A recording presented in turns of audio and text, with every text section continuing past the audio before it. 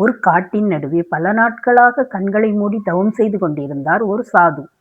அவரின் அமைதி அந்த காட்டையே அமைதியாக மாற்றியது. அந்த நேரத்தில் வானில் பறந்து வந்த ஒரு சிறிய புறா சாதுவை பார்த்ததும் அவரைப் போலவே கண்களை மூடி அவரின் அருகே அமைதியாக அமர்ந்தது. தவம் என்றால் இதுதானா என்று அந்த புறாவும் உணர்ந்தது போல அசையாமல் அமைதியில் மூழ்கியது. அடுத்து ஒரு மான் அங்கு வந்தது.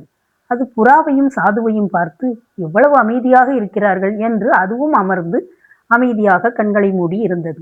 அதே நேரத்தில் காட்டுக்குள் வேட்டைக்காக வந்த ஒரு வேடன் மானையும் புறாவையும் தேடி அலைந்து கொண்டிருந்தான்.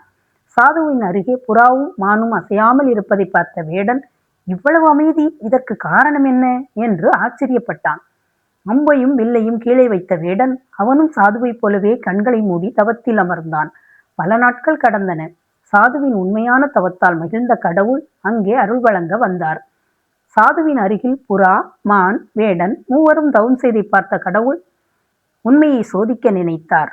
கடவுள் கட்டெரும்பாய் மாறி முதலில் வேடனை பலமாக கடித்தார். வேடன் வலி பொறுக்க முடியாமல் பெரும் சத்தம் போட்டான். சத்தத்தை கேட்ட புறா ஜிவ்வென்று வானத்தில் பறந்தது. கண்விழித்த மானும் காட்டின் உள்ளே பாய்ந்து ஓடியது. ஆனால் சாது மட்டும் அந்த சத்தத்திலும் அசையவில்லை.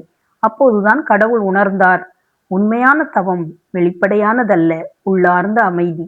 அந்த சத்தத்திற்கிடையே சாதுவிற்கு கடவுளின் அருள் கிடைத்தது.